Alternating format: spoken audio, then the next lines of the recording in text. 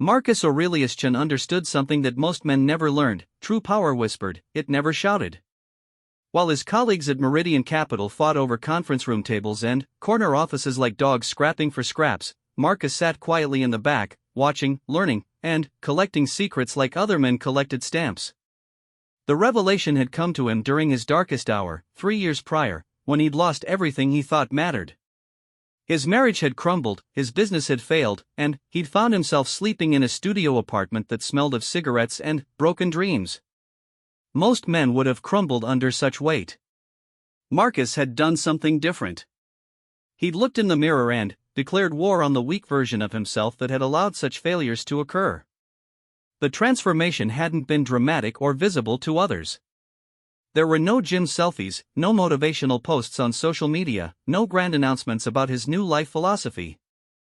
Instead, Marcus had begun the quiet work of rebuilding himself from the foundation up, understanding that the most dangerous renovations happen in silence, away from the curious eyes of those who might interfere or judge.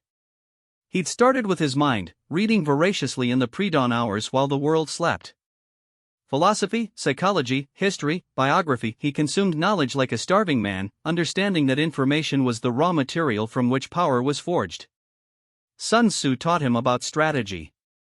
Machiavelli showed him the mechanics of influence. Marcus Aurelius, his namesake, revealed the fortress of inner strength that no external force could breach. At Meridian Capital, where he'd landed after his personal bankruptcy, Marcus became known as the Quiet One. His colleagues, young lions fresh from business school, mistook his silence for weakness or lack of ambition. They were wrong on both counts. While they postured and competed for the attention of senior partners, Marcus focused on a different game entirely. He studied people the way a chessmaster studied positions, learning their weaknesses, their desires, their pressure points. James Morrison, the department head, was ambitious but insecure, constantly seeking validation from his superiors. Sarah Chen, no relation despite the shared surname, was brilliant but impatient, always rushing toward conclusions without considering long-term consequences. David Kim was talented but lazy, looking for shortcuts that would eventually become his downfall. Each colleague represented a piece on the board, and Marcus learned to read them all. The first test of his new philosophy came during the Henderson acquisition. Meridian was pursuing a mid-sized manufacturing company, and the competition was fierce. The deal would make careers and destroy others. While his colleagues worked openly, sharing strategies in meetings and forming obvious alliances, Marcus operated differently. He arrived early and stayed late, not to impress anyone with his dedication, but to access information when others weren't around. He learned that Henderson's CEO, Robert Henderson, was a former military man who valued loyalty above cleverness. While others prepared flashy presentations full of charts and projections, Marcus researched Henderson's service record, his charitable giving, his personal values. When the presentation day arrived, Marcus volunteered to go last. His colleagues had dazzled with numbers and promises, each trying to outshine the others.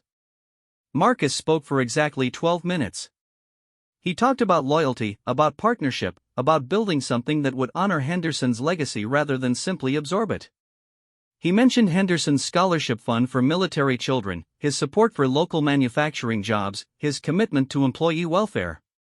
Henderson signed with Meridian the following week, specifically requesting that Marcus lead the integration team. The $200 million deal was the largest in the firm's history, and it established Marcus as someone worth watching. But, more importantly, it taught him that while others fought for attention, the truly dangerous man studied his target and struck with precision rather than force. The promotion to senior associate came 6 months later, bypassing several colleagues who had more experience but less understanding of the game being played. Marcus accepted the new position without celebration, understanding that each step up the ladder made him more visible and, therefore, more vulnerable. The key was to accumulate power without appearing to seek it, to become indispensable without becoming threatening. His office was strategically chosen, not the largest or most prestigious, but the one that allowed him to observe the flow of people and information through the department. He learned who talked to whom, which conversations stopped when certain people approached, where the real decisions were made versus where they were announced. Power, Marcus had discovered, wasn't about the title on your door or the size of your bonus. It was about knowing things others didn't, understanding connections others missed, and being the person others needed when they found themselves in trouble. While his colleagues competed for the spotlight, Marcus built a network of debts and dependencies that would serve him far better than any public recognition. The second major test came when Sarah Chen made a critical error in the Westfield project. She'd moved too quickly on a regulatory filing, missing a key requirement that could have cost Meridian millions in fines and delays. The mistake was discovered on a Friday afternoon, and, by Monday morning, heads would roll. Sarah came to Marcus in desperation, knowing that he'd developed a reputation for solving impossible problems. She expected him to demand something in return, a favor, a concession, perhaps sexual compliance as other men in power might have. Instead, Marcus simply asked her to sit down and tell him exactly what had happened. He spent the weekend researching the regulatory landscape, calling in favors from contacts he'd cultivated over months of careful relationship building. By Monday morning, he'd found a procedural loophole that would allow the filing to be amended without penalty. The solution required careful timing and precise language, but it worked. Sarah's gratitude was profound and lasting. She became one of his most valuable allies, never knowing that Marcus had discovered her error 3 days before she did and had already begun working on a solution. The appearance of spontaneous help was far more powerful than obvious premeditation. This became Marcus's pattern: anticipate problems before they became crises, develop solutions before they were needed, and appear to help spontaneously when the help became necessary. People began to see him as lucky, as someone who always seemed to be in the right place at the right time. They were half right. Marcus made his own luck through preparation, observation, and patience. The weak version of himself that had failed in business and marriage had been reactive, emotional, desperate for immediate results. That version had competed for attention, had tried to prove himself through grand gestures and obvious displays of effort. He had been loud where he should have been quiet, fast where he should have been patient, open where he should have been mysterious. The new Marcus understood that true power was like a loaded gun, most effective when others didn't know you carried it. He collected information the way others collected trophies, understanding that knowledge was the only currency that appreciated over time. He built relationships not through charm or manipulation, but through value, being useful when usefulness mattered most. The transformation hadn't been without cost. The old Marcus had been more likable in conventional ways, quicker to laugh, faster to share personal details, more willing to engage in the casual camaraderie that lubricated office relationships. The new Marcus was respected but not loved, feared but not hated, indispensable but not intimate. This was the price of power, he understood. To destroy his weak self, he'd had to sacrifice the parts of his personality that made him vulnerable to others' whims and emotions. He'd become a fortress, impressive from the outside but ultimately unknowable from within. As he sat in his office late one evening, reviewing files for the next day's meetings, Marcus reflected on the journey from his broken apartment to his current position. The physical transformation was modest: better clothes, better posture, better grooming, but the internal change was revolutionary. He'd learned to think in decades rather than quarters, to value influence over income, to prefer being underestimated to being obvious. The most dangerous men, he'd realized, were those who appeared ordinary while harboring extraordinary capability. They were the ones who smiled and nodded while their minds calculated 10 moves ahead. They were the ones who built their power in shadows, who struck without warning, who won without their opponents realizing a game had been played. Tomorrow would bring new challenges, new opportunities to demonstrate the quiet lethality he'd cultivated. His colleagues would compete for scraps while he positioned himself for the feast. They would fight for today while he prepared for tomorrow. They would make noise while he made progress. The old Marcus was dead, destroyed by choice rather than circumstance. In his place sat a man who understood that the greatest victories were those that appeared inevitable in retrospect, the greatest power was that which needed no announcement, and the most dangerous enemies were those who smiled while they destroyed you. As he gathered his papers and prepared to leave the office, Marcus allowed himself a small smile. The game was far from over, but he was no longer playing by others' rules. He'd written his own, and they were simple: collect power in silence, strike without warning, and never let others see you coming until it was already too late. The weak man he'd been would never return. In his place stood someone far more dangerous, a man who'd learned that true strength came not from what others could see, but from what they could never anticipate. The silent collector of power, patient and precise, ready for whatever came next. 2 years into his transformation, Marcus had learned that power existed in layers, like sedimentary rock formed over millennia. The surface layer was obvious: titles, money, public recognition. These were the baubles that most men fought over, not understanding that they were merely the visible evidence of deeper structures beneath. The second layer was relationships: who owed whom, who needed what, who possessed information that others required. This was where Marcus had focused much of his energy, building a network that resembled a spider's web more than a corporate hierarchy.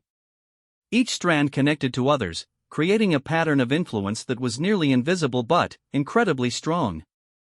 The third layer, the deepest and most powerful, was understanding, knowing why people acted as they did, what drove their decisions, what fears kept them awake at night. This was where true power resided, in the ability to predict and influence human behavior without anyone realizing they were being guided. Marcus had discovered this truth through careful observation of Thomas Meridian himself, the founder and chairman of the company. At 72, Meridian had built an empire not through brilliant strategy or revolutionary innovation, but through an almost supernatural ability to know exactly what people needed and when they needed it. He was the man who appeared with solutions before problems were fully understood, who offered opportunities at precisely the moment when they would be most appreciated. Watching Meridian work was like studying a master chess player. Every move seemed simple, even obvious, until you realized that each action was part of a pattern spanning years or even decades. Meridian had recruited certain executives not for their immediate value, but because he understood how they would develop over time. He'd invested in companies not for their current returns, but for strategic positions they would provide in future markets. Marcus began to model his own approach on Meridian's methods, understanding that true power was architectural, built slowly, carefully, with each element designed to support and amplify the others. He stopped thinking in terms of quarterly results and began planning in terms of long-term positioning. The transformation required him to think differently about competition. His colleagues were still playing checkers, making obvious moves to capture obvious advantages. Marcus had graduated to chess, then to something more complex still, the game where the rules weren't fixed and the board kept expanding. The Brennan Industries situation provided the perfect laboratory for testing his evolved approach. Brennan was a family-owned logistics company facing a hostile takeover from a larger competitor. The family wanted to maintain control but needed capital for expansion. Traditional investment firms had offered money in exchange for majority ownership, a solution that solved the financial problem while creating a larger one. Marcus spent 3 months studying the Brennan family dynamics. Old Patrick Brennan was the founder, a proud Irish immigrant who'd built the company from a single truck to a regional empire. His son Michael was ambitious but impatient, ready to modernize everything his father had built. His daughter Catherine was brilliant but underestimated, handling the financial operations while being excluded from strategic decisions. The family's weakness wasn't financial, it was generational tension exacerbated by gender dynamics. Patrick didn't trust his son's judgment but couldn't bring himself to give authority to his daughter. Michael felt constrained by his father's old-fashioned methods but lacked the credibility to propose alternatives. Catherine saw solutions to problems that the men in her family created but had no platform to implement them. While other firms focused on the numbers, revenue, debt ratios, market position, Marcus focused on the people. He arranged to meet Catherine first, ostensibly to review the company's books but actually to understand her vision for the business. She was everything he'd expected: sharp, frustrated, full of ideas that had been dismissed by men who confused tradition with wisdom. His proposal to the Brennan family was unlike anything they'd heard before. Instead of demanding majority control, Meridian Capital would become a minority partner with specific expertise clauses. Patrick would remain as chairman emeritus with veto power over major decisions. Michael would become CEO but with a 5-year development plan that included external mentoring. Catherine would become CFO and strategic planning director with real authority over operational decisions.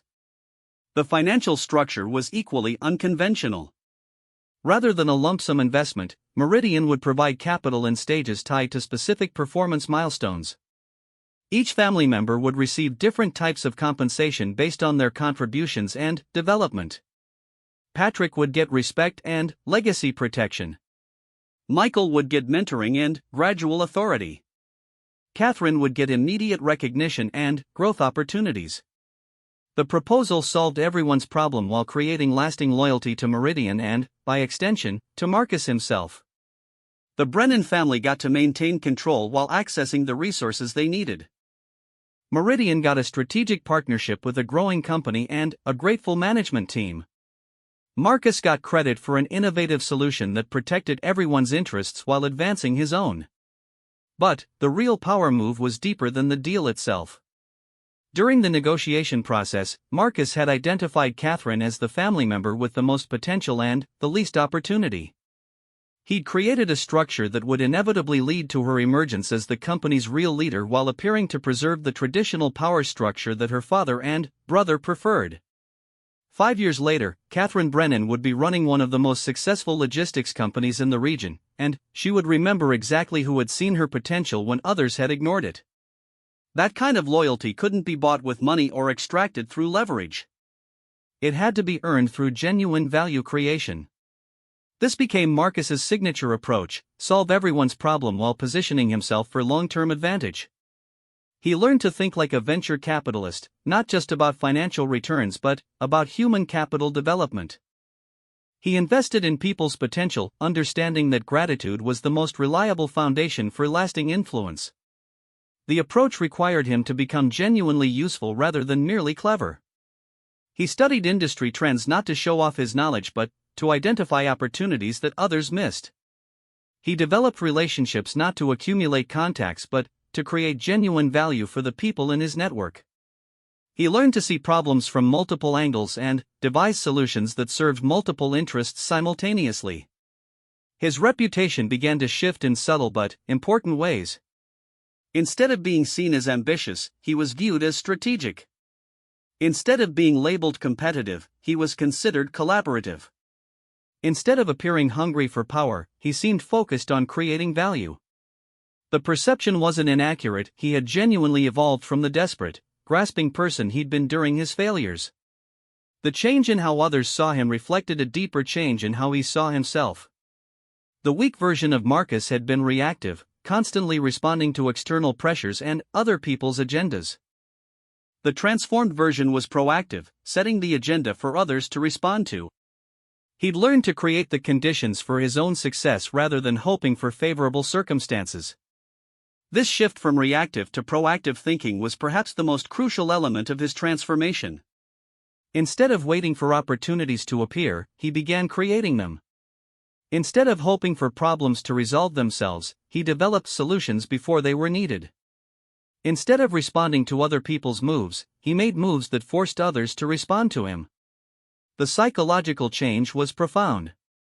The old Marcus had lived in a state of chronic anxiety, constantly worried about what others thought, what others might do, whether he was measuring up to external standards.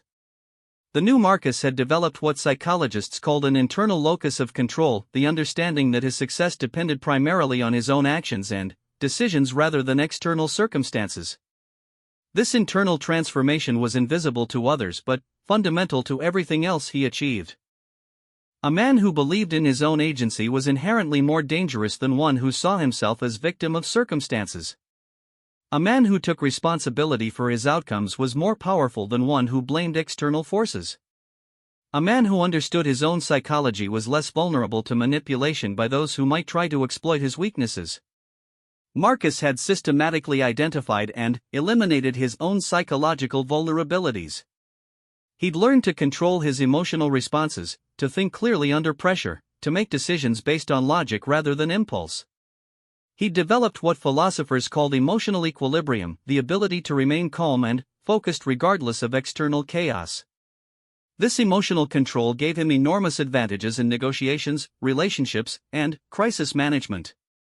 While others reacted emotionally to setbacks or provocations, Marcus maintained the mental clarity necessary for strategic thinking. While others made impulsive decisions based on immediate pressures, Marcus could evaluate options objectively and choose the course of action most likely to serve his long-term interests. The control extended beyond emotions to include his physical presence and verbal communication. He'd learned to modulate his voice, to control his facial expressions, to use silence as effectively as words. He understood that people revealed more when they were trying to fill uncomfortable silence, that others projected their own insecurities onto mysterious figures, that apparent calm was often interpreted as hidden strength. These skills made him formidable in any situation involving human interaction. He could read others while remaining unreadable himself. He could gather information while revealing nothing. He could influence outcomes while appearing to be merely observing.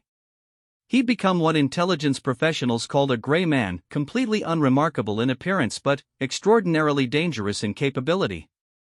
The irony wasn't lost on him. In order to become truly powerful, he'd had to become less obviously impressive. The flashy, attention-seeking person he'd been had possessed no real influence despite constant efforts to appear important. The quiet, understated person he'd become wielded genuine power despite appearing ordinary. This paradox was central to understanding how real influence worked. True power didn't announce itself because announcement created opposition. Smart people began watching you, suspicious people began investigating you, competitive people began targeting you. The most effective approach was to accumulate capability while maintaining the appearance of modest ambition. As he reflected on his journey, Marcus realized that destroying his weak self hadn't been a single moment but an ongoing process. Every day brought new opportunities to choose strength over weakness, patience over impulse, strategy over emotion. The transformation required constant vigilance because the old patterns of thinking and reacting were always ready to reassert themselves. The weak self never truly died, it was held in check by superior alternatives. Marcus had created better options for himself, more effective ways of thinking and acting that produced better results than his previous approaches. But those old impulses remained, dormant but not destroyed, waiting for moments of stress or distraction to reassert themselves. This understanding made him more empathetic toward others' weaknesses while remaining committed to his own strength. He could recognize the struggles that others faced because he'd faced them himself. But he also understood that sympathy without standards was ultimately destructive, that helping someone avoid consequences often prevented them from developing the strength to overcome their challenges. The man who sat in his expanded office, reviewing acquisition targets and planning strategic moves, bore little resemblance to the broken person who'd slept in a studio apartment 3 years earlier. But the connection between them was unbroken. Every success was built on the foundation of that failure, every strength forged in the fire of that weakness, every victory purchased with the coins of that defeat. The weak man had taught him what not to be. The strong man had learned what was possible. Together, they formed a complete understanding of human potential and limitation, of the price of power and the cost of failure, of what it meant to be truly dangerous in a world that mistook noise for strength and appearance for reality. 7 years after his personal collapse, Marcus Aurelius Chen stood at the pinnacle of influence he'd never imagined possible during his darkest hours. He'd been named managing director of Meridian Capital's new strategic partnerships division, a position created specifically for him and his unique approach to deal-making. His annual compensation exceeded what he'd made in 5 years during his previous business venture, but, more importantly, he'd become the kind of person that others sought out when they needed the impossible made possible. The true test of his transformation came when Richard Steele arrived at Meridian Capital.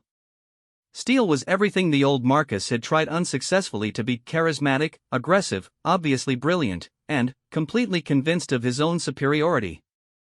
He'd been recruited from Goldman Sachs with a mandate to shake up what he perceived as Meridian's overly conservative culture. Within weeks of his arrival as senior vice president of acquisitions, Steele began targeting Marcus's carefully built influence network. His strategy was textbook corporate warfare: identify the quiet power broker, expose him as ineffective or outdated, and replace his influence with your own. Steele was smart enough to recognize that Marcus represented the biggest threat to his own advancement, and experienced enough to know how to neutralize such threats. The attack came in stages. First, Steele questioned Marcus's deal structures in front of senior management, suggesting that his collaborative approach left money on the table. Then, he began recruiting Marcus's allies, offering them better opportunities and advancement in exchange for their loyalty. Finally, he started taking credit for successful outcomes that Marcus had architected, presenting himself as the real strategic mind behind recent victories. The old Marcus would have fought back immediately and, obviously, defending his territory through direct confrontation and emotional appeals. He would have pointed fingers, made accusations, and forced colleagues to choose sides. He would have lost. The new Marcus did something different. He did nothing. While Steele maneuvered for immediate advantage, Marcus continued his long-term planning. While Steele fought for visible victories, Marcus strengthened invisible foundations.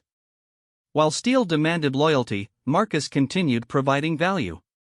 His response to aggression was patience, his answer to confrontation was strategic withdrawal, his solution to competition was evolution. This required tremendous psychological discipline. Everything in his ego demanded that he defend himself, prove his worth, demonstrate his superiority. But Marcus had learned that the strongest position was often the one that appeared weakest to those who misunderstood the nature of power. He watched as Steele accumulated visible wins, higher profile deals, more aggressive terms, larger immediate returns. He watched as some of his own allies shifted their loyalties toward the more obviously powerful player. He watched as Steele's influence grew while his own seemed to diminish. But Marcus was playing a longer game than Steele understood. The first crack in Steele's strategy appeared 6 months into his campaign.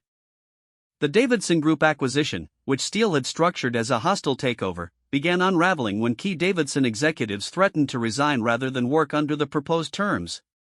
Steele's aggressive approach had generated financial returns but destroyed human capital, leaving Meridian with a company stripped of its most valuable assets.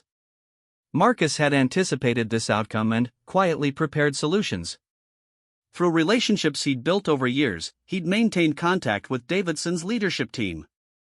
When they needed alternatives to resignation, he was ready with offers, consulting arrangements, strategic partnerships, transition planning that would preserve their expertise while serving Meridian's interests.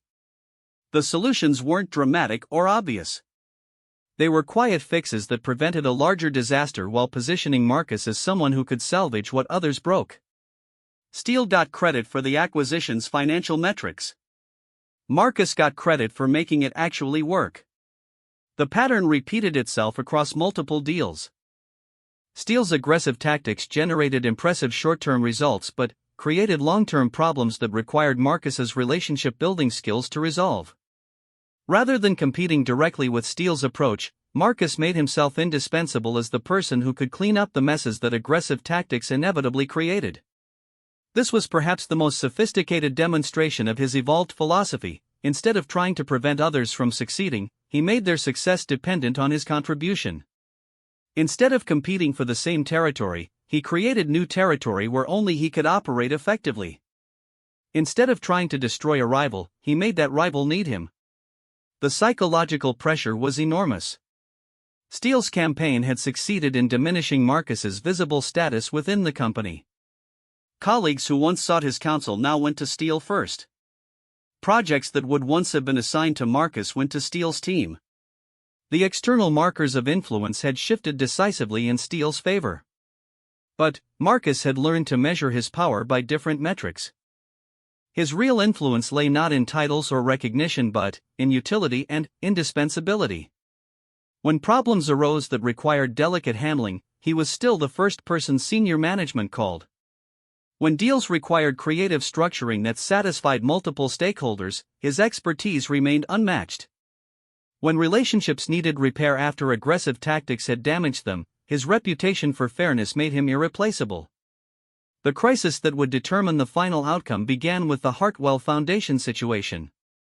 The foundation controlled significant real estate assets that could anchor Meridian's expansion into new markets.